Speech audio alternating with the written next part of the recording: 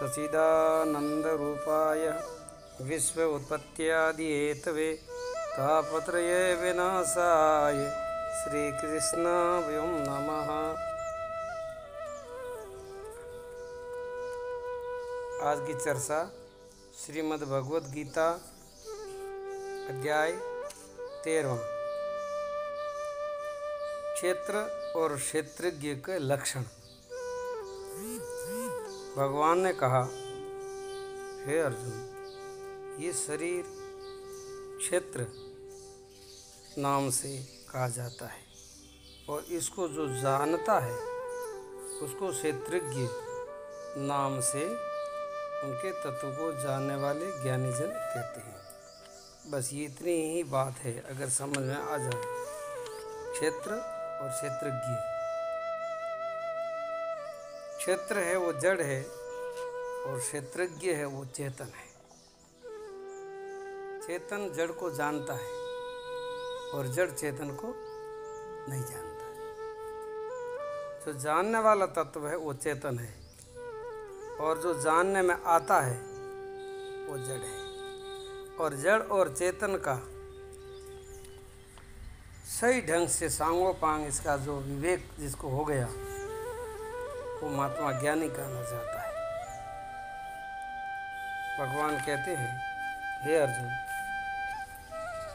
सब क्षेत्रों में क्षेत्रज्ञ अर्थात जीवात्मा भी मुझको ही जान।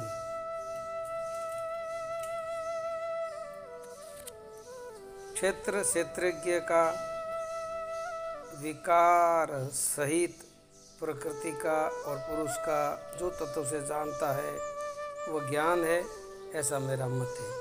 प्रकृति और पुरुष को भिन्न भिन्न करके जो जानता है, पुरुष यानी चेतन, प्रकृति यानी जड़। प्रकृति के जितने जो कार्य है वो सब जड़ पदार्थ है और सबों में जो चेतना है वो पुरुष की है, चेतन पुरुष की है।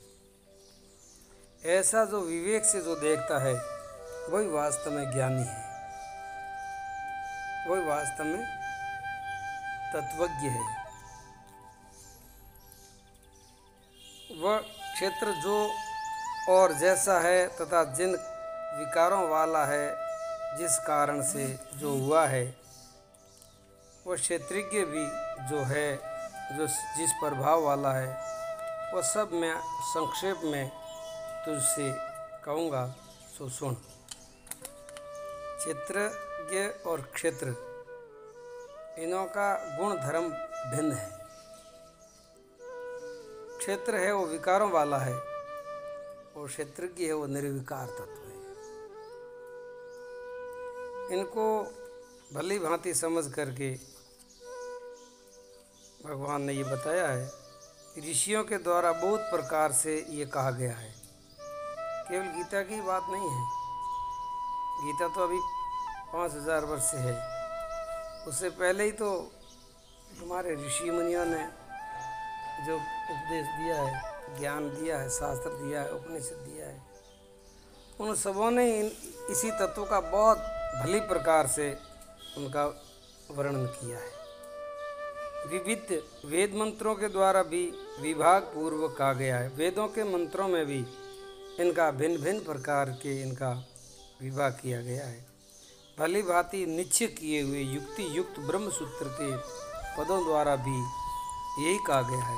सारे शास्त्रों में वेदांत का जो ग्रंथ है वो ब्रह्म सूत्र माना जाता है, वो प्रमाणिक ग्रंथ है। तो ब्रह्म सूत्र में भी यही बात बताई है। पंच महाभूत मतलब 5 तत्व,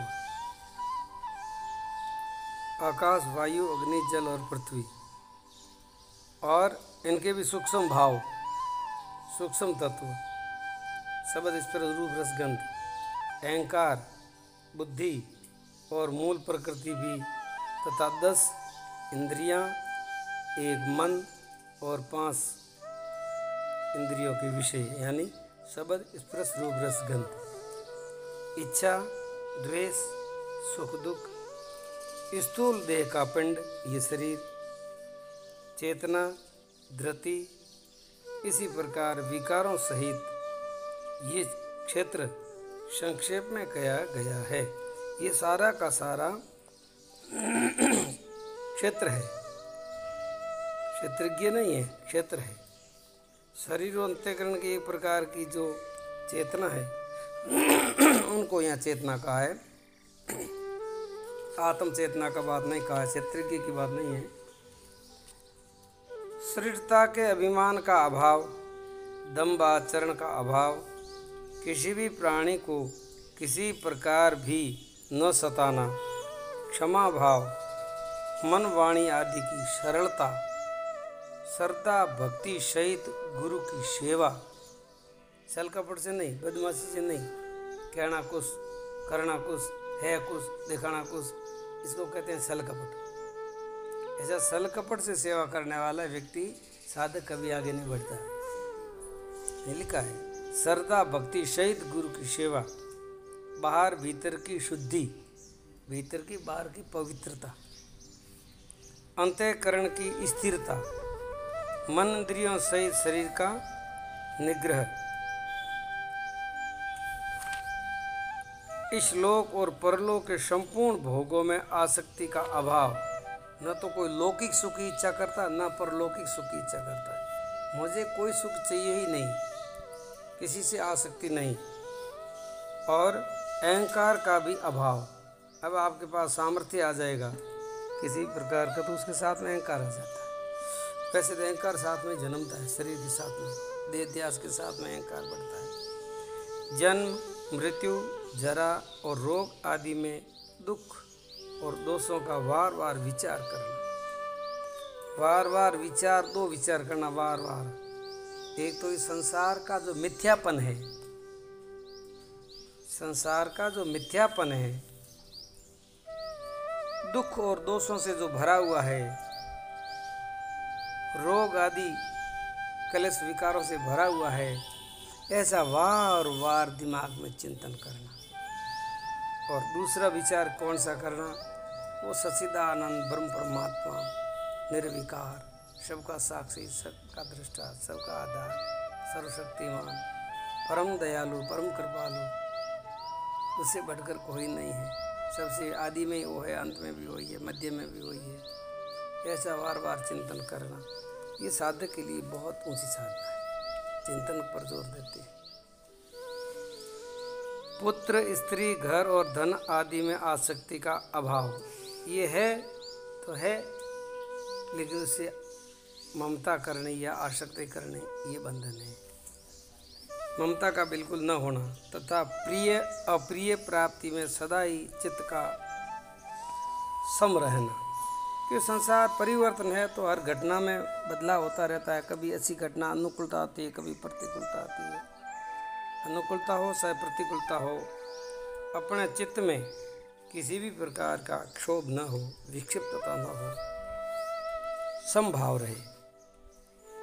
मुझ परमेश्वर में अनन्य योग के द्वारा अविचारणी भक्ति, क्या बात है, योग के द्वारा अनन्य योग के द्वारा, मतलब भगवान से कभी भी हम वियोग न होए। स्मरण करे थे उसका, जप करे थे उसी का, ध्यान करे थे उसी का, प्रार्थना करे थे उसी की, कथा करे थे उसी की, सत्संग करे थे उसी की। ये है अनन्य योग।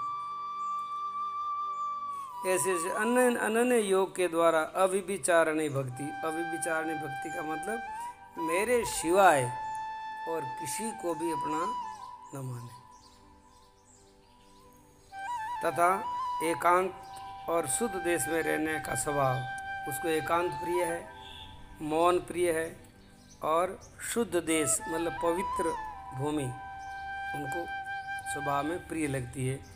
और विषयासक्त मनुष्यों के समुदाय से वो बिल्कुल भी दूर रहता है। जो लोग विषयों में रमण करते हैं, विषयों की चर्चा करते हैं, तो उनसे तो बिल्कुल वो दूर ही रहता है।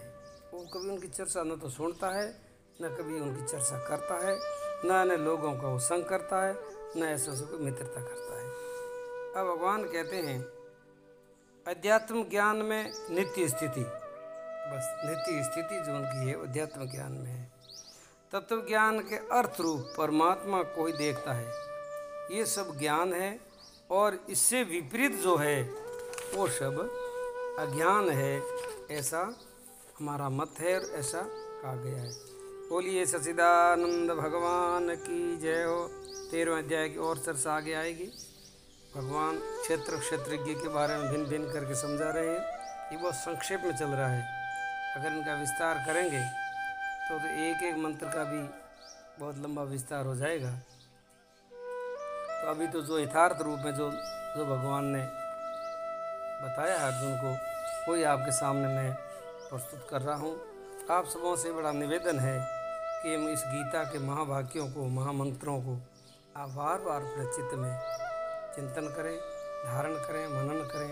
अपने परिवार में बच्चों बच्चियों को भी गीता का संदेश सुनावें, और अपने मित्रों को अपने ग्रुप में सब जगह आगे से आगे शेयर करें, ताकि सबों को गीता का परम लाभ होगा और उसमें आपका भी कल्याण होगा, और गीता का शब्द जो सुनेगा उनका भी कल्याण होगा, उनका बड़ा भारी पुण्य बढ़ेगा, उनके जीवन में विवेक जागृत होगा, और ये जीवन जो मिला है ये सफल होगा। बोलिए सच्चिदानंद भगवान की जय हो।